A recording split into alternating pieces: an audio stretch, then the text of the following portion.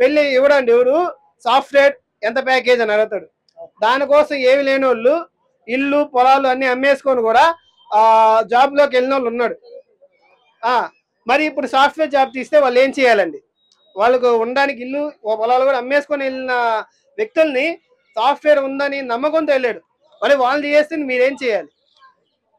ఇంకొంతమంది ఉంటాడండి, సాఫ్ట్వేర్ ఉంది మన రేవుపాటికి వెళ్దాం మనకి ఇది ఉంది అని ఈఎంఐలు రెంట్లు ఈఎంఐలు రెంట్ తీసుకొని హోమ్ లోను కార్ లోను ఇలా పిచ్చి పిచ్చి లోన్లు అని తీసుకుంటున్నానండి.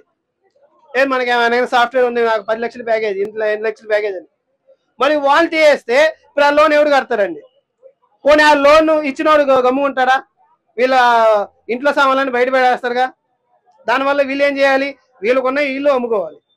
సో దానివల్ల ఎంతమంది లాస్ అవుతారండి? ఎంతమంది రోడ్డుని పడతాడు? సాఫ్ట్వేర్ సడన్ గా మేము పీకేస్తున్నాం ఏ వచ్చింది అని సడన్ గా పీకేస్తే ఎలా అండి?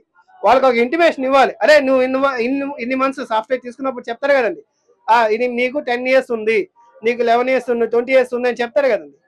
మరి ఆ 10 ఇయర్స్ ఉన్నప్పుడు ఆ టైం ఇవ్వకుండా ఎలా పీకేస్తానండి? ఏ వచ్చినాయని ఎలా పీకేస్తారు? అంటే ఎన్నేళ్ళు ఉండాలనేది మీ ఇష్టమే, ఎప్పుడు పీకేయాలని కూడా మీ ఇష్టమేనండి. ఎలా పెళ్లి చేసుకోవాలంటే ఒక అబ్బాయికి పెళ్లి కావాలంటే ప్యాకేజ్ చూస్తున్నారు, ఎంత సాఫ్ట్వేర్ కాదని చూస్తున్నారు. అవునండి. మరి ఇప్పుడు వాళ్ళకి ఏం చెప్తారు? అబ్బాయిల పరిస్థితి ఏంటి? అలా ఆలోచించే పేరెంట్స్ పరిస్థితి ఏమండి? పేరెంట్స్ మీరు అందరూ సాఫ్ట్వేర్ ప్యాకేజ్ ఉంటేనే పెళ్లి చేయాలి అనే ఒక థాట్ అయితే తీసేయండి. ఎందుకంటే సాఫ్ట్వేర్ ఎప్పుడు ఉంటుందో ఎప్పుడు వెళ్తారో ఎవరికి తెలియదు. అదొక అన్స్టేబుల్ ఫీల్డ్. ఎవరు పైకి వస్తారో ఎప్పుడు పైకి ఉంటుందో ఎప్పుడు కిందకి వెళ్తారో ఎవరికి తెలియదు. కాబట్టి దాన్ని నమ్మడం మీరు వేస్ట్. ప్యాకేజ్ 10 లక్షలు ఉంది అని చూడకుండా సాఫ్ట్వేర్ కాకుండా ఇంకేమైనా జాబ్ చేస్తున్నారా? గవర్నమెంట్ జాబ్, ఇంకా చాలా జాబ్స్ ఉన్నాయి. ఒక సాఫ్ట్వేర్ జాబ్ కాదు కదండి, ఇంకా చాలా ఉన్నాయి కదా జాబ్స్. గవర్నమెంట్ జాబ్లు ఉన్నాయి, ఇంకా చాలా జాబ్స్ ఉన్నాయి. మరి సాఫ్ట్వేర్ని ఎందుకు నమ్ముకుంటున్నాడు? సాఫ్ట్వేర్ నమ్ముకోకుండా మిగతా జాబ్స్ లో కూడా ఇవ్వండి.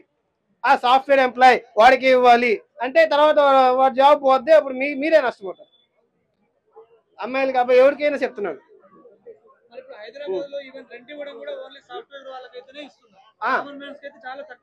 అవునండి. అదే అండి ఇలాంటి సిచ్యువేషన్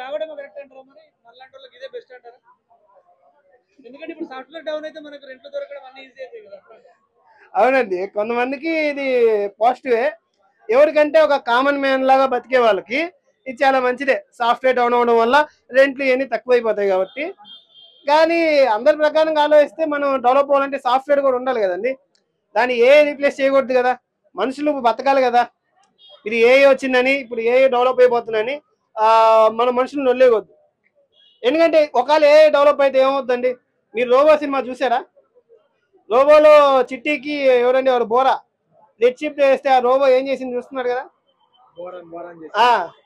మరి అలాంటి దుర్మార్గం మీరు కావాలనుకుంటున్నారా? ఇప్పుడు ఏమి డెవలప్ చేయడం వల్ల ఈ రోజు తాగదు, తర్వాత సాఫ్ట్వేర్ వస్తుంది, తర్వాత ఇంకో ఫీల్డ్కి వస్తుంది. అలా పెరిగిపోతూ అరే మనం పక్కన మనిషి ఉన్నారా రోబో ఉన్నారా మనకే అర్థం కాకుండా పోతుంది. అదేనా మీరు కావాలనుకుంటున్నాడు?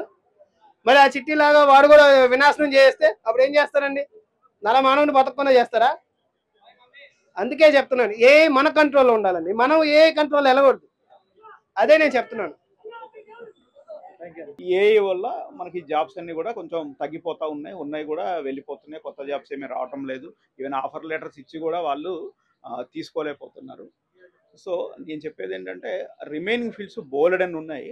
ఆ ఫీల్డ్స్ వైపు స్టూడెంట్స్ కొంచెం చూస్తే మంచిది అనమాట. ప్రతి ఒక్కళ్ళు బీటెక్ వెళ్ళిపోయి lakhs of rupees దాని మీద ఇన్వెస్ట్ చేసే బదులు నార్మల్ డిగ్రీస్ చేసి కూడా మనం రాణించగలిగేటువంటి ఫీల్డ్స్ ఎన్నో ఉన్నాయి అన్నమాట. ఇది నా ఒపీనియన్ అండి.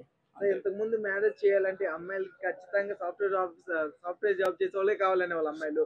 ఇప్పుడు మరి వాళ్ళు ఏమైపోతారు సార్? వాళ్ళ పరిస్థితి ఏంటంటారు? దానికి సిచ్యువేషన్ వచ్చేసి పూర్తి ఆపోజిట్ అయిపోయింది. ఈవెన్ సాఫ్ట్వేర్ జాబే కాదు, ఇంతకుముందు యూఎస్లో ఉన్న వాళ్ళకి వెతుక్కుంటూ వెళ్ళి పిల్లనిచ్చేవాళ్ళు. యూఎస్లో ఉన్నారంటే ముందు ఇక్కడికి రమ్మనండి అప్పుడు ఇస్తాం పిల్లని చెప్పి మాట్లాడుతున్నారు. సో అంతేకాకుండా సాఫ్ట్వేర్ జాబ్స్ కూడా ఎన్ని రోజులు ఉంటాయో తెలియదు కాబట్టి ఈవెన్ కిరాణా షాప్ నడుపుకునే వాళ్ళ పిల్లలకన్నా పెళ్ళిళ్ళు అవుతున్నాయి కానీ సాఫ్ట్వేర్ జాబ్ అంటే పెళ్ళిళ్ళు అయ్యే పరిస్థితి ఇప్పుడైతే లేదు. సో వీళ్ళు కూడా అదర్ బిజినెస్ల వైపు కూడా కొంచెం చూస్తే బాగుంటుంది అనమాట. ఎప్పుడైనా బాగా హైప్ వచ్చిన ఫీల్డ్ ఏది కూడా నిలబడదని దీంతో మనకు అర్థం అవుతుంది. బాగా దేనికి హైప్ ఎంత తొందరగా పైకి ఎదిగితే అంత తొందరగా ఆ ఫీల్డ్స్ పడిపోతూ ఉంటాయి. రెగ్యులర్గా ఉన్న ఫీల్డ్స్ ఏవి పడిపోయాయండి? మెటల్స్ ఉన్నవి, రిటైల్ ఉంది, ఇవి ఏం పడిపోలేదు కదా. అవన్నీ ఇంకా రోజు రోజుకి డెవలప్ అవుతూనే ఉన్నాయి కదా. ఫార్మా ఉంది, ఫార్మా జాబ్స్ ఏమైనా పోయాయంటే ఏమీ పోలేదు. అవి అదర్ ఫీల్డ్స్లో ఏమో అందరు ఫిక్స్డ్గా జాబ్లు చేసుకుంటానే ఉన్నారు. ఇది ఓవర్ హైప్ అయిపోయింది, ఆటోమేటిక్గా ఓవర్గా డౌన్ అయిపోయింది. సార్ నమస్కారం అండి. నమస్కారం అండి. సార్ మీ పేరు? నా పేరు నూకరాజు నాయుడు. సార్ ఇప్పుడు రీసెంట్ గా సాఫ్ట్వేర్ జాబ్లు అన్ని పోతున్నాయని చెప్తున్నారు. వాళ్ళందరికీ మరి ఏంటి వాళ్ళ పొజిషన్ ఏంటి, నెక్స్ట్ ఏమైపోతారు ఏంటి? ఇప్పుడున్న టెక్నాలజీ ప్రకారంగా ఏ టెక్నాలజీ ఏదో వచ్చి సాఫ్ట్వేర్ కంపెనీలకి సాఫ్ట్వేర్ జాబులకి ఎసరు పెట్టిందని చెప్పి చాలా మంది అంటున్నారు. ఎంతవరకు వాస్తవం పక్కన పెడితే ఫ్యూచర్లో సాఫ్ట్వేర్ జాబులు ఉండవు, చాలా తగ్గిపోతాయి, సాఫ్ట్వేర్ నమ్ముకున్న వాళ్ళు చాలా ఇబ్బందులు పడే అవకాశం ఉందని చెప్పి అందరూ చెప్పుకుంటున్నారు. ఎందుకంటే ఇప్పుడు ప్రొసెస్ని తీసుకోవాలంటే ఇప్పుడున్న కుర్రోళ్ళు ఈ 2-3 సంవత్సరాల నుంచి చదువుకున్న కుర్రోళ్ళు, బీటెక్ చదివిన కుర్రోళ్ళు ఏమైపోతున్నారు, ఫ్రెషర్స్కి ఎవరికి జాబులు లేవు, ఊళ్ళోనే ఉండిపోయి వేరే పనులు చేసుకుంటున్నారు. కారణం ఏంట్రా అని అన్వేషిస్తే సాఫ్ట్వేర్ జాబులు చాలా తగ్గిపోయి చాలా కంపెనీ యాజమాన్యాలు మరి లాస్ వచ్చి భరించలేని టైంలో ఉద్యోగాలను తీసి పడేస్తున్నారు. కాబట్టి ప్రత్యామ్నాయ మార్గాలు, వేరే ఉద్యోగాలు చూసుకోవాల్సిన పరిస్థితి యువతకి ఇప్పుడు వచ్చింది ఈ మధ్యకాలంలో. అలాగే అమెరికా ప్రెసిడెంట్ ట్రంప్ మన దేశానికి స్నేహితుల్లాగా వచ్చి స్నేహితుల్లా మాట్లాడి అన్ని రహస్యాలు తెలుసుకున్న తర్వాత మన మీద విషం జల్లి మన బ్రతుకులు నాశనం చేయడానికి ప్రయత్నం చేస్తున్నాడని కూడా తెలుస్తుంది. మరి ధోరణి ఎంతవరకు పోతుంది అనేది మనకు తెలియదు. కానీ ఫ్యూచర్లో సాఫ్ట్వేర్ జాబులు చాలా తక్కువైపోయి